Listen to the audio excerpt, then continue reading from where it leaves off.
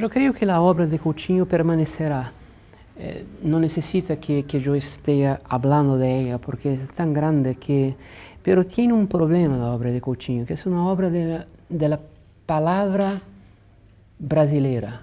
Es una película, es una obra de la oralidad que no habla inglés, o no habla francés, no habla español, no habla una lengua hegemónica, digamos así, es el portugués de Brasil, que es una lengua que no es hablada por muchas personas. Y la fuerza de su película, de la obra, es la calidad de esa palabra, cómo se expresa, y cómo se expresa en el cuerpo de los que los hablan. Entonces, es necesario, creo que a veces, dar el contexto de por qué eso es tan importante, de por qué eso es tan rico y tan profundo, porque no es claro.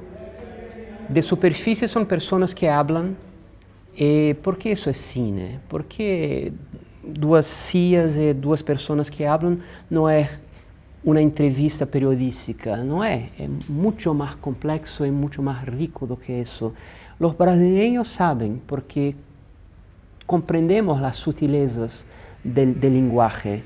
Fora de Brasil es un poco más complicado. Entonces, para mí es un placer verdaderamente inmenso saber que es posible comunicar la fuerza de la obra de Coutinho.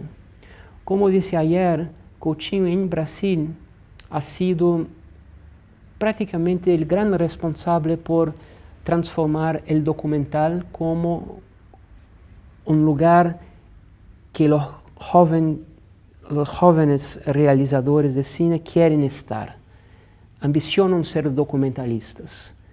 Antes de Coutinho, yo tengo esa experiencia, el documental es una especie de momento intermediario antes de llegar a la ficción. Todos quieren ser ficcionistas. Ahora no más. Muchos quieren, es muy bueno que quieran ser ficcionistas, pero el documental no es un jerárquicamente menos interesante do que eso se debe a Coutinho. Y creo que del punto de vista del documental, del género documental, Coutinho es muy importante porque creo que su obra es la averiguación de lo que se necesita al mínimo para hacer cine. La mínima gramática esencial, el cinema esencial. Si se toma una película de Coutinho y se elimina cualquier cosa a más, la película deja de ser película, cine deja de ser cine. Entonces, es una investigación maravillosa del cine mínimo, los elementos mínimos para que el cine pueda ser cine. Y eso es una contribución, creo que, de las más importantes de los últimos 20, 30 años para el documental, no solo brasileño, pero el documental como un todo. Creo que de distintas maneras. En el caso de Coutinho, con un deseo real de oír y querer comprender, sin juzgar que se dice, oír. Tentar establecer una conexión y que el personaje frente a Coutinho saiba siempre que tiene diante de sí un hombre desesperadamente necesitado de oír. No es algo, no lo hace por generosidad, le hace por necesidad. Quiere, se interesa, quiere saber, porque quiere establecer una conexión. Esa conexión es lo que da sentido a la vida de Coutinho. Entonces la persona se siente deseada y por tanto habla. En mi caso es diferente porque yo no hago, las mías películas no son películas de conversaciones. Para mí es necesario tiempo que pasa entre el momento en que una imagen ha sido hecha, en el momento en que yo retorno a esa imagen y la veo en otro momento político, en otro contexto social e histórico. En ese momento soy capaz de identificar elementos que estaban allá desde el inicio, pero eran quase invisíveis. E o tempo, mudando as perspectivas, mudando a maneira como se nos aproximamos de las imágenes, súbitamente lo que estaba allá, pero invisible, se torna elocuentemente visible. E súbitamente se ve lo que ha dicho. ¿Cuál es la palabra que usaste? Bambalinas. Lo que está, no necesariamente por trás, porque está siempre en la superficie, pero quase como camuflado, quase como es quase como ser daltónico e não se ver determinadas cores, e súbitamente depois não se é mais daltónico, e as cores que não se veíam agora se vê, porque cambiou todo. E o que me interessa demais é tentar compreender o que a imagem está dizendo, que nem mesmo a pessoa que filmou sabia. A pessoa que filmou tinha intenções muito claras, pero a imagem está dizendo mais, que a pessoa que filma não percebe. E cambia o tempo, passa o tempo. Em 2017, miro imágenes hechas em 68 e percebo, por exemplo, para dar um exemplo, que as mulheres de 68 são sempre silenciosas, nunca hablam. ¿Por quê? Porque as mulheres não tinham uma posição de protagonismo em 68, francês. Los Estados Unidos seria muito diferente, porque as mulheres foram protagonistas do 68 americano, mas não em França. França ha sido muito conservador, mas não se veía isso em 68. É necessário que o tempo passe e que se vê as imagens uma vez, duas vezes, 10, 15, 20, 30 vezes e subitamente, as mulheres estão em silêncio. Os negros estão sempre em las bordas del enquadre, nunca no centro. Em centro sempre homens blancos e muito conservadores. E essas coisas são coisas. Maio, o grande momento de los estudiantes. Junho, los estudiantes pierden la fuerza, não são mais agentes da história, de los eventos. A câmera não mostra mais os estudiantes. Os estudiantes estão em junho, como as mulheres estavam em maio, em la boda del enquadre. ¿Por quê? Porque já não são mais protagonistas da história. O que tem agora são os sindicalistas, os operários, etc., etc. A burocracia da esquerda, que agora está à frente do movimento. Essas coisas são muito, muito interessantes, mas necessitam do passagem do tempo. E para mim, esse é o método. Filma, se deixa ao lado, se deixa o tempo passar, se vuelve às imagens, e as imagens são outras, diferentes, porque já la vejo de maneira diferente. Empezó con imágenes de mi madre. Mi madre ha hecho una viaje en China en 66. Yo descubrí las imágenes 10 años atrás. Mi madre ya no era viva. Un poco de tiempo después encontré un diario que escribió durante su viaje, uniendo las palabras con las imágenes. Hay algo que me saltó a los ojos, que es una inmensa alegría de estar viva, una felicidad muy grande, que es algo que ella perdió con el tiempo. Las mías memorias de mi madre son las memorias de una mujer profundamente inteligente, muy bonita, pero que perdió la capacidad de se interesar por la vida. Pero en ese momento, en 66, estaba vivísima, con la intensidad de la hora. Y me puse a pensar cómo se tiene esa capacidad y se pierde esa capacidad. Eso es el móvil de la película.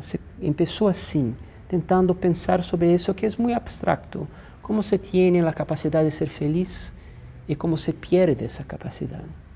De allí pasé a 68, donde Mayo, Francia, donde en las memorias de los militantes se ve eso. Las 3 semanas de mayo, que comienzan los 3 de mayo y se encierran en los 30, son 3 semanas, 4 casi semanas, de felicidad absoluta.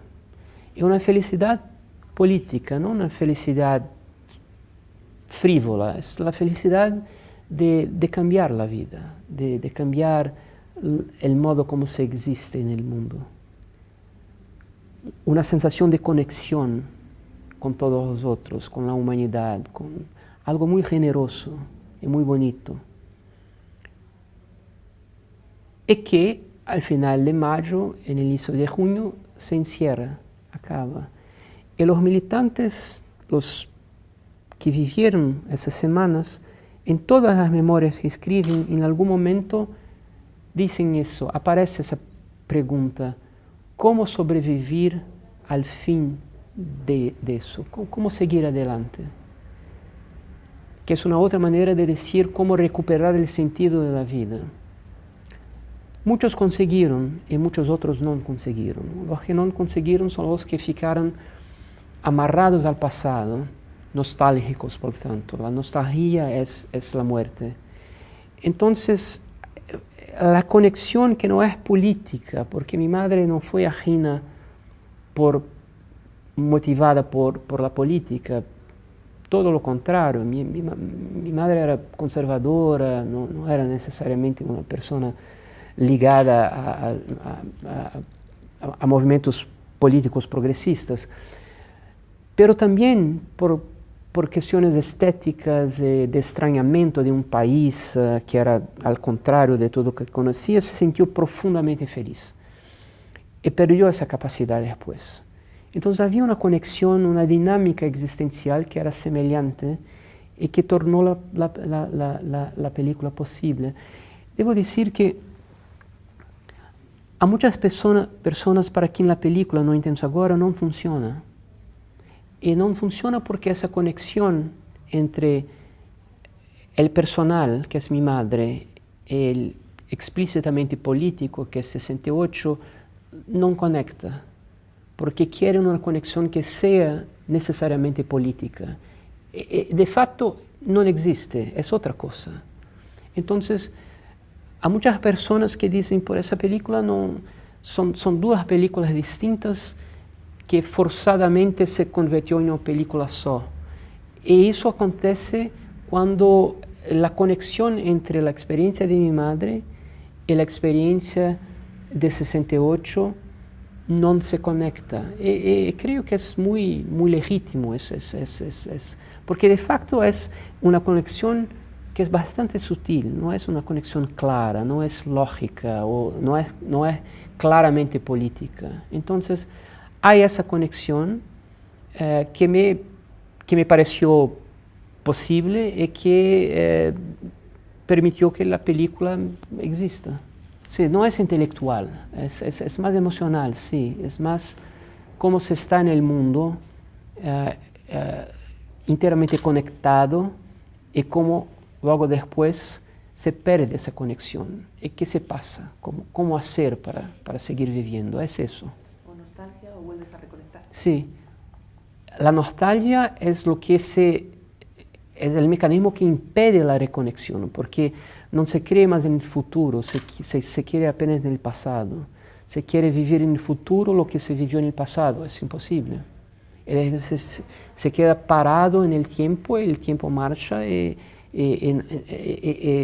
la única felicidad posible es regresar a algo que ya es histórico y que no se puede.